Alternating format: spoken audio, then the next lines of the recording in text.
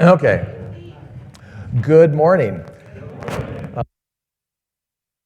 Fun for my wife, Sally, and I to be here with you guys again. We got to know some of you when we went to Chad's small group last year. And a few months ago, actually, I was here with the worship team. We got to worship with you. And today we're going to have a Bible study together. So I'm normally at the Coastlands. In fact, I lead a Bible study at the Coastlands Tuesday nights as part of the group session that's going on now. And I'll probably feel most comfortable, because this is what I'm used to. So if you want to make me feel at home, if I say something that's confusing or you have a question, just raise your hand. That's what I'm used to at my group. So is that fair enough? Okay. So, I usually do a Bible study for an hour. So maybe just think about that before the question. See. So today we're going to be talking about choices and decisions. And there's kind of two kinds of decision makers, at least in our household. I tend to analyze things 6 ways to Sunday. I reanalyze them, I make a decision, and then I analyze them worried I made the wrong decision, and then go again. The other kind is more like my wife. She lays everything out on the table, said this one, and why look back? Why revisit it? Can you identify with one of those two kind of decision makers? Okay, in fact, I'm so bad, when I was a single guy, I had the occasion to buy a new fridge as a single man. I didn't have my wife. It's down in Southern California, near Fuller Theological Seminary, and I think that this salesman was a Fuller student, because after 35 minutes of me standing in front of 3 refrigerators, not knowing which one to buy, he said, "Have you made a choice?" And I said, "No, I can't decide." And he goes, "Do you know the root word for decide is the same root word as homicide?" I did not know that. He goes, "Yes, it means to strike down or to cut off." He goes, "You must strike down or cut off the refrigerator you don't want, and you will be left with your choice of what you do want." So we have so many decisions to make every day. Life is full of trade-offs every day. And there's more information out there in the phones that you have so much information, so much advice, so many competing voices as to tell you what the right thing to do is. You can't even look up a restaurant on Yelp. You have 46% of the people say it's the best restaurant they ever ate to, and 46% of the people say it's the worst restaurant you've ever been to.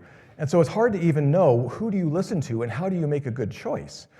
And there's so many experts out there that will tell you how to do things.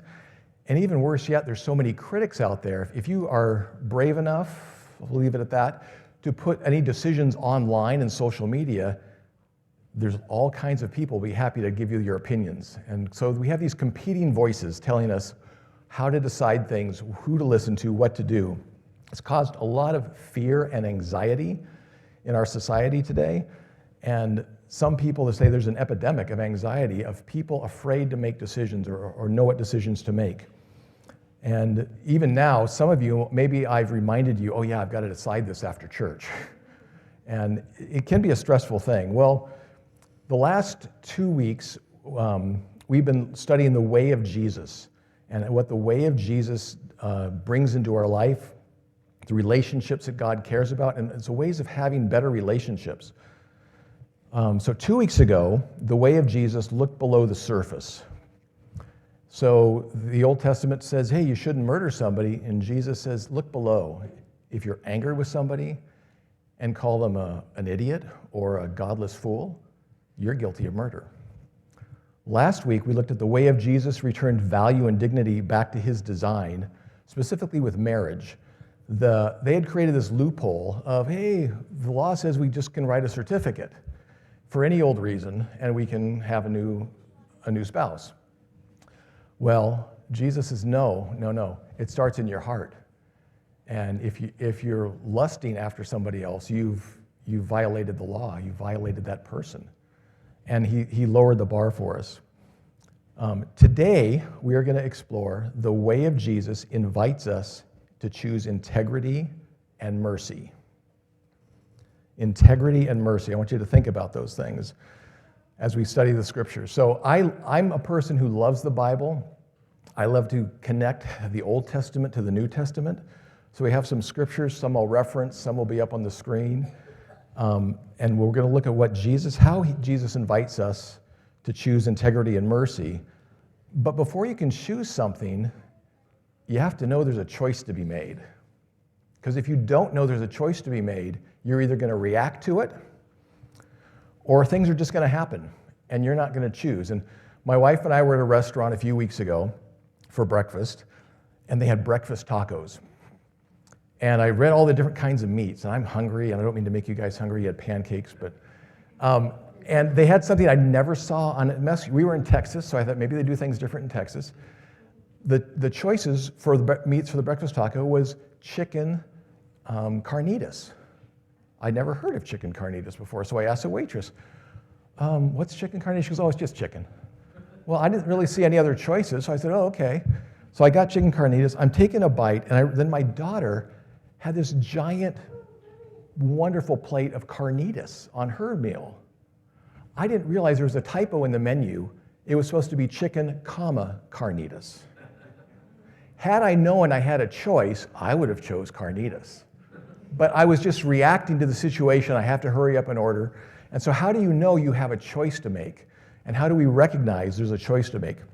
Can we recognize in our daily lives when Jesus is inviting us to make a decision about integrity and or mercy? So the first part we're going to look at is kind of a part 2 from last week about integrity or faithfulness. Faithfulness is another word for integrity.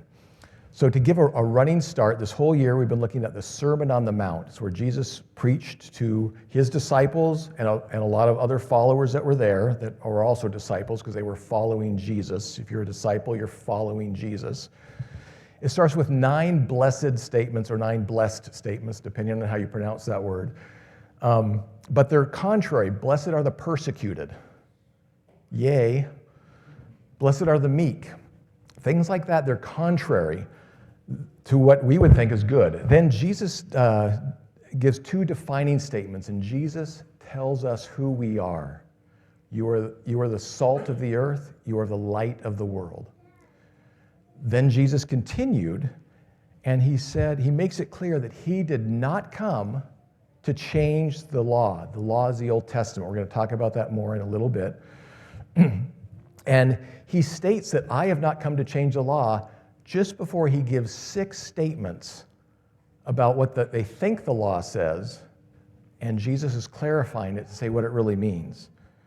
So a recap of the Old Testament, the law includes the 10 Commandments. Most of us are familiar with the 10 Commandments. But then there's many, many other laws that were given by God to Moses to cover different situations that come up between people. And how are you supposed to react if something of this nature happens? And it was to give the judges kind of a rule book of here's the law. When somebody comes to you with this dispute, here's how you handle that situation. But after 1,400 years, that's the time the law was given until Jesus' time, the people use the law in ways that God never intended. And Jesus now is trying to clarify, you've heard this said, and you think you know what that means, but let me tell you the heart of it, because the heart of the law was basically pointing to love your neighbor as yourself, treat people the way you want to be treated. Now, there was a lot of other legal things. If this happens, then the judges should rule this way. But Jesus said earlier in the Sermon on the Mount that in Matthew 5:20, that unless we, our righteousness surpasses that of the Pharisees and the scribes, those are people that studied the law every day. They were experts in the law. They were the fancy ones with the robes. They were the pious ones. And Jesus says, if you don't have more righteousness than them, you will not enter the kingdom of God. And that would be a shocking statement, especially back then, because those were the experts in the law. They knew they were the holy ones that people thought. And Jesus says, you have to do better than them. And in Matthew 23:23, Jesus says, woe to you, scribes and Pharisees, you hypocrites!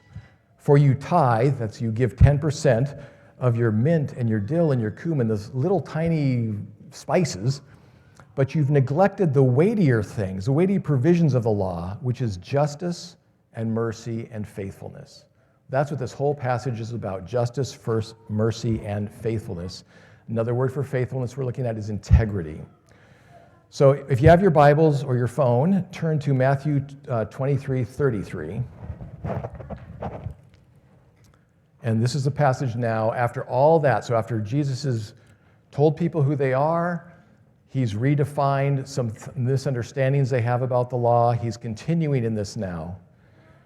And he says, Matthew 23:33, again, you have heard it that the ancients were told, you shall not make false vows, but shall fulfill your vows to the Lord. Some of your versions may say break your vows or break your oaths. It's the same meaning. But I say to you, make no oath at all, either by heaven, for it is the throne of God, or by earth, for it is a footstool of his feet, or by Jerusalem, for it is the city of the great king. Nor shall you make an oath by your head, for you cannot make one hair white or black, but let your statement be yes, yes, or no, no. Anything beyond these is evil, or some translations may say of the evil one, or from the evil one. So let's take that first line. Again, you have heard it said, the ancients were told, you shall not break your vows or make false vows, but shall fulfill your vows to the Lord. In biblical times, an oath was like a contract. It was something you must do. If you took this vow, you must do this thing. It probably has a little bit more weight than it does today. We'll get to what it means today in a little bit. But they were told in the law to take oaths. Let's look at Deuteronomy 10:20. Do we have that one? Yeah, so they're told, fear the Lord your God and serve him. Hold fast to him and take oaths in his name. So this is part of the same law that Jesus is referring to. But they were also told, if we have the next scripture in Leviticus 19:12, you shall not swear falsely by my name, so as to profane the name of your God, for I am the Lord. Now, when you profane something, you disrespect it. You're damaging or destroying something that is sacred or holy. So there are many, many, many Old Testament scriptures about taking oaths. These are just two of them. Jesus was probably referring to the one that says, if you make an oath to God, you need to keep it. You've heard it said this way. Did you know that God swore to Abraham? He swore by himself. He said, I swear by myself I will make you a great nation, because there's nothing greater than God. For some reason, God chose to swear by himself to Abraham by taking an oath. I will make you a great, I'm really serious. People tended to make oaths because they weren't believed otherwise. In our day, courts may ask you, I don't know, I've not been to jury duty in a long time in this county. Last time I was there, I think they did say, I swear to tell the truth, so help me God. I don't know if they still do that or not. It's a big deal in the last few years. If somebody is testifying before Congress under oath and they don't tell the truth, it's a crime. Now, doesn't it just seem a little illogical if that same person lies, but they're not under oath, it's okay?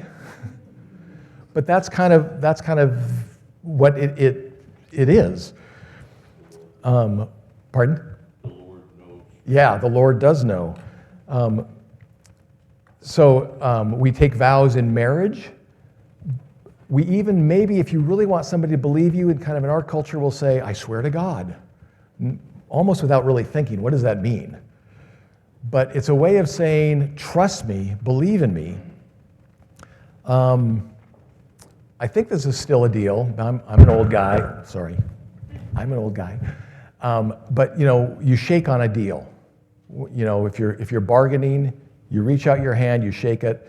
It's like those old westerns. I give you my word. When a man's word meant something, or a woman's word meant something. Oaths were kind of like that. If you don't believe me, then I'm going to I'm going to convince you by taking this oath. This is the Old Testament. I always like to look at things through what did it mean back then and what application do we have in our world today? Because sometimes looking at what it meant back then will help us to understand. So Jesus goes on to say, "But I say to you, make no oath at all, either by heaven, for it is the throne of God, or by the earth, for it is his footstool of his feet, or by Jerusalem, for it is the city of the great king." Let's just take that part, because it sounds like Jesus is saying, do not make an oath. But he said earlier, I've not come to change the law. So is he changing the law here? Well, I don't believe he's changing the law, but I believe that he is saying it's better if you don't do this, because oaths were used to say, if you don't trust me, let me invoke something greater than me. The Pharisees had developed a system of oaths, some of which were binding, and just like we saw last week, some of which were kind of had loopholes in them. And it had the appearance of righteousness. Listen to me. Trust me, aren't I holy? But in some cases, it was deception. So 576 years before Christ, if you have Zechariah 8:17, this is what the Lord told Zechariah about 580 years before Jesus came. This is how things had deteriorated. So he told people initially, take oaths in my name. Now this is what the Lord says, do not plot evil against each other, and do not love to swear falsely. Who loves to swear falsely? Apparently, some of these people did. I hate this, declares the Lord. Now, if you could put up Matthew 23:16. This is Jesus talking a few chapters after the Sermon on the Mount. And he says, woe to you blind guides who say, whoever swears by the temple, that's nothing. But if you swear by the gold of the temple, now we're obligated to fulfill that vow. You fools, you blind men, which is more important, the gold or the temple that sanctified the gold? In verse 18, if you say, whoever swears by the altar, that's nothing. But whoever swears by offering, well, now you're obligated. So this reminds me, it's kind of like, I don't know if it's still a thing with kids now, but when I was a kid, there's like kind of this game. If you cross your fingers and put it behind your back, it doesn't count. Okay, some of you, yeah. Well, that's what these people were doing. They made a vow by the temple, and then they broke it because it didn't really count. But it wasn't like the gold of the temple. And if they swore by the altar, it didn't mean anything. But if they swore by the offering on the altar, well, then we had to be obliged to do it. So I think Jesus is saying here, listen, don't swear by heaven because God's in control of heaven. Don't swear by earth because the earth is his footstool. You don't control that. That's not going to make your word any better. Don't swear by the great city of Jerusalem, where God is the king. You don't control anything in there. And I don't know why people swore by their head, but he says you can't make one hair white or black. And I'm here to tell you that's true. If I could swear by my head and my hair would go back to black, I would be okay with that. But we don't have control over those things. So he says it's not worth the risk.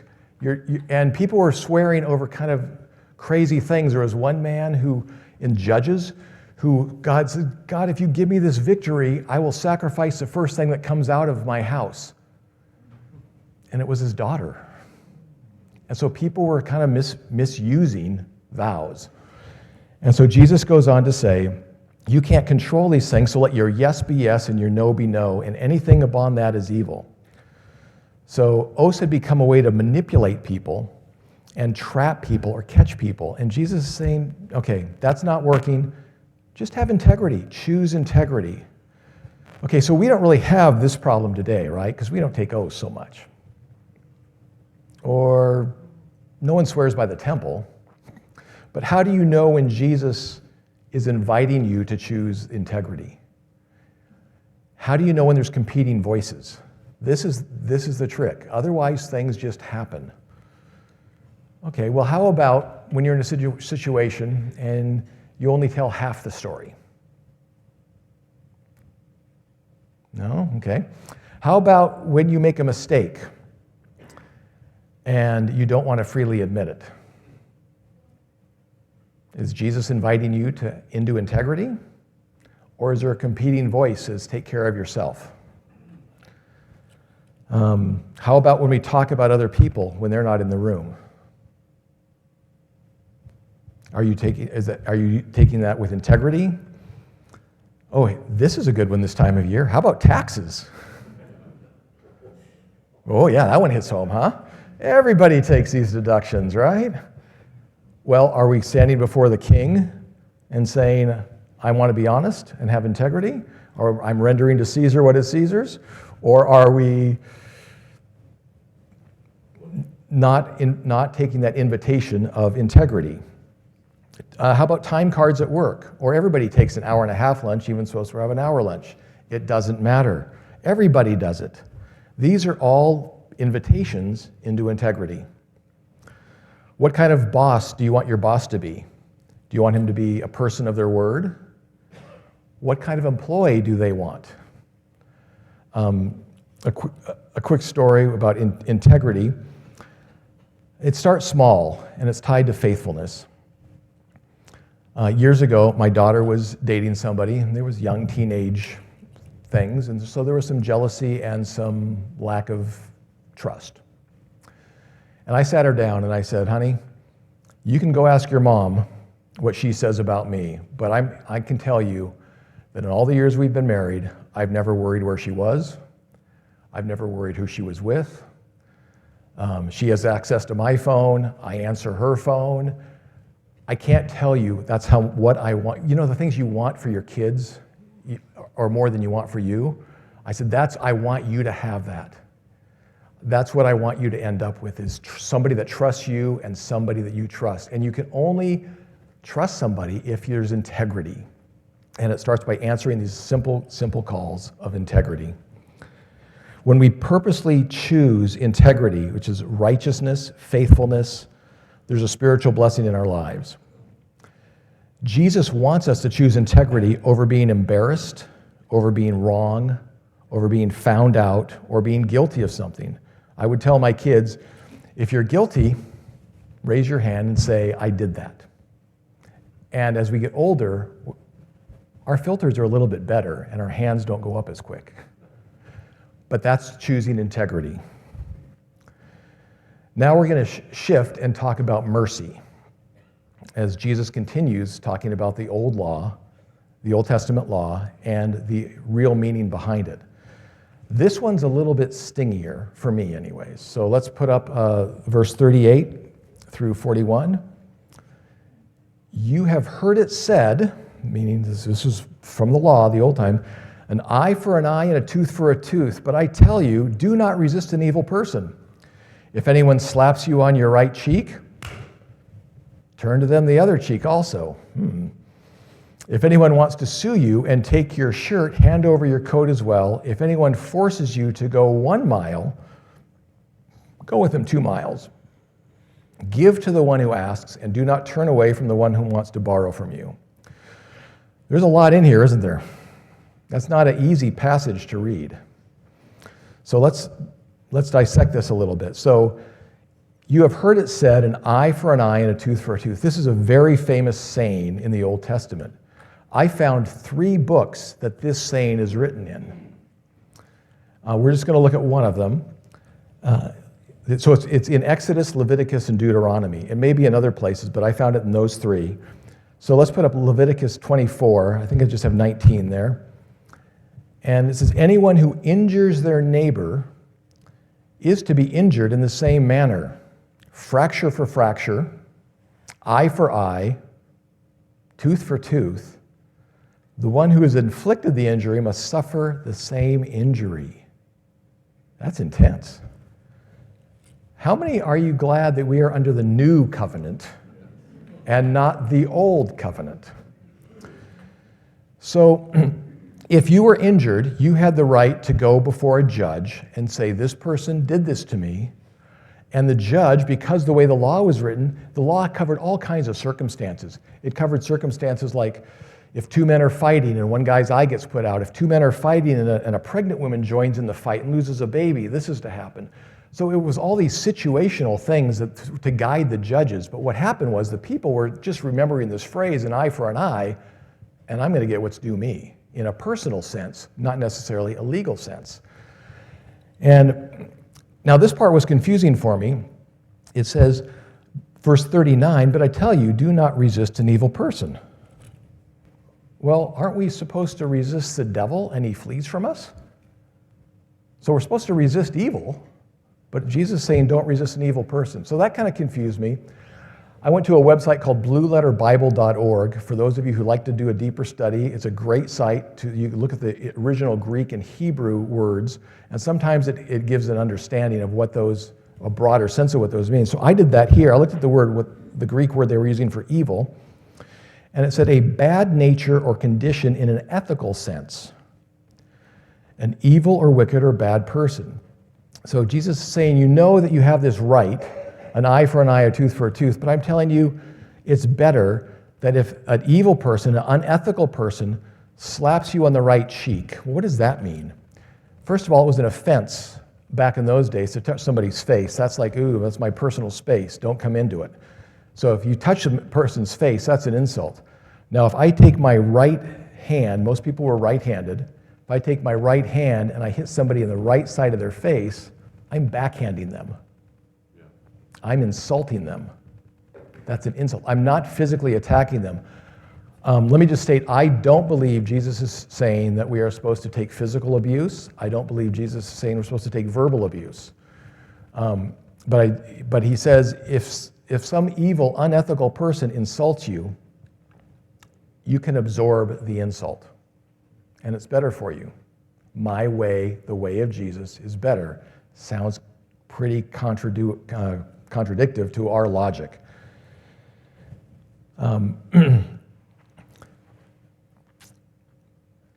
me just continue then in 40. If anyone wants to sue you and take your shirt, hand over your coat as well.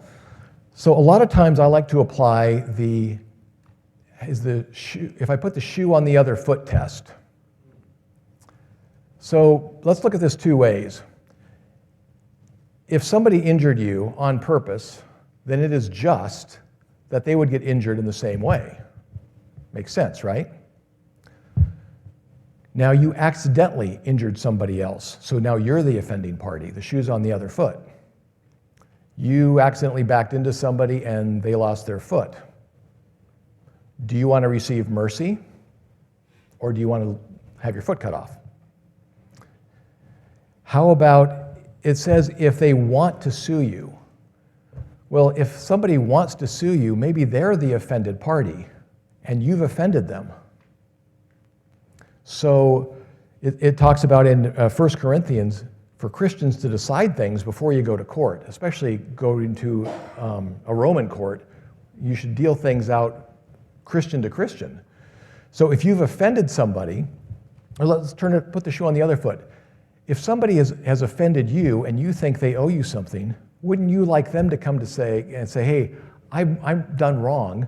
I want to make things right with you. So if somebody owes you a shirt, wouldn't you want them to give you a shirt? Does that make sense? So in reading these things, I like to look at both sides of it. And what was the intent? So if anyone forces you to go 1 mile, go with them 2 miles. That has to do with a Roman tradition. Actually, it goes back to Persian. But soldiers had the right to ask any man, carry my load for 1,000 steps. That was called a Roman mile. And Jesus says, don't just do the bare minimum. Go 2 miles. At 2,000 steps, yeah. And see what happens. Because you go above and beyond what's expected, you might be surprised at the outcome. And then he ends and says, give to the one who asks, and do not turn away from the one who wants to borrow from you.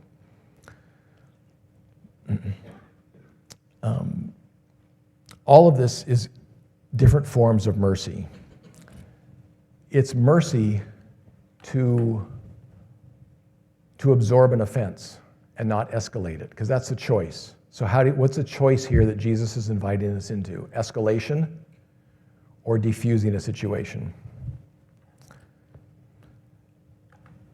Jesus wants us to choose mercy over judgment. Do you remember that verse? Talks about mercy triumphs over judgment. All this Old Testament law talks about treat others the same way you want to be treated. So how does this happen when you're insulted? Insults usually happen close to home. My wife and I learned a long time ago, we were newlyweds, we were leading a small group, and the day of small group, the kids acted up the weirdest. My boss called 5 o'clock meetings. If you're trying to minister, if you can expect flack, you can deal with it. And minister doesn't just mean being up here talking, it means doing good to somebody. We learned early that if one of us could catch it, if one of us was having a wiggy day and the other not respond to it, it's okay. So if I came home and I'm flustered by work and I'm flustered by that, and I say something, I don't think it's thoughtless. Maybe it's, well, yeah, it's okay, it's thoughtless. But if I came home, I'm not trying to offend her, but if I would say something like, oh, why haven't you cleaned the house yet? Don't you know we have group tonight? That could be a very insulting statement to her. Can you appreciate that? Now, when she's on her game, she has the wisdom not to escalate that. That's what it means to absorb an offense. She talks to me sometimes about my tone. I don't know that I have a bad tone. It's a very funny story once. I won't go into all details, but let's just say my answering machine back in the day recorded me talking to my kids and played it back. I was not the super fun dad I thought I was. So our tone can slap somebody in the face. We don't have to physically assault somebody. Our tone, our words, our demeanor can insult somebody. And Jesus is saying, if you can absorb it, it's going to be life for you and life for the relationship and life for the kingdom. When somebody rubs you the wrong way, when somebody causes you hurt, that's the invitation that Jesus has. It's not a gold-plated invitation. It's hard to recognize. The competing voices are going to say, you don't deserve that. Tell them what they should do. The way of Jesus is saying, absorb the offense. A gentle answer turns away wrath. So consider that. Consider that when Jesus gives you invitations, consider that as Pastor Chad comes and leads us in communion.